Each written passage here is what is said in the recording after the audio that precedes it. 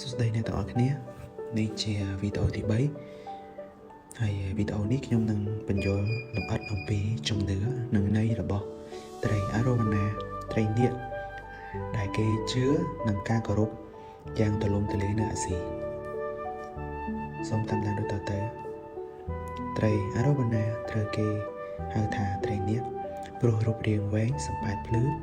ព្រុយវែងនិងចលនាស្រដៀងនាគក្នុងទំនៀមទម្លាប់ចិន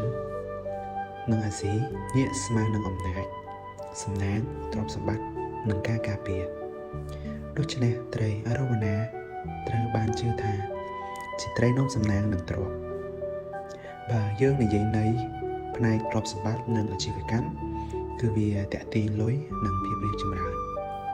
គេជឿថាអារ៉ូវ៉ាណាអាចតាក់ទាញប្រាក់ជួយឲ្យអាជីវកម្មរីកចម្រើនភាគច្រើនម្ចាស់ហាងឬអ្នកជំនួញចូលចិត្តដាក់អាងត្រីនាគនៅហាងនិងការិយាល័យជំនឿថាត្រីនាគហាយជុំវិញស្មើនឹងលុយហូរចូលបើយើងនិយាយអំពីន័យការពារនិងបំបត្តិសំណាងអាក្រក់គេជឿថាត្រីអារ៉ូវ៉ាណាស្រូបយកសំណាងអាក្រក់ការពារម្ចាស់ពីគ្រោះថ្នាក់និងមានជំនឿថាបើត្រីឈឺឬស្លាប់វាអាចទទួលគ្រោះជំនួសម្ចាស់បន្តមកយើងនិយាយន័យតាមពណ៌របស់ត្រីនាគពណ៌ក្រហម Super Red មានន័យថាសំណាងធំអំណាចជោគជ័យលឿនត្រី Super Red គឺពេញនិយមសម្រាប់អ្នកធ្វើជំនួញត្រីនាគ Golden 24K មានន័យស្មើនឹងទ្រព្យសម្បត្តិលុយមាសស្ថិរភាពហិរញ្ញវត្ថុ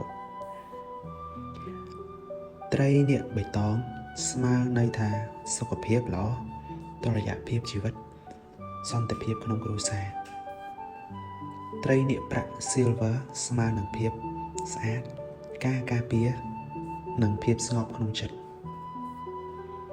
ហុងស៊ុយនិងទីតាំងដាក់អាងតាមហុងស៊ុយទឹកស្មើនឹងលុយត្រីនាគស្មើនឹងអំណាចទីតាំងដែលគេជឿថាល្អនោះគឺនៅខាងមុខផ្ទះការិយាល័យហាង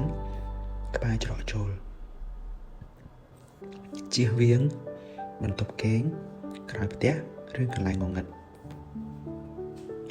ចំនួនត្រីក៏វាមានន័យ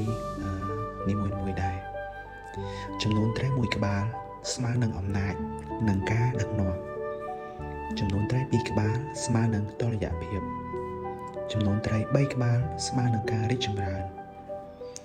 ចំនួនត្រី8ក្បាលស្មើនឹងសំណាងនិងលុយលេខសំណាងរបស់ចិនភាគច្រើនគេចិញ្ចឹមមួយក្បាលសង្ខេប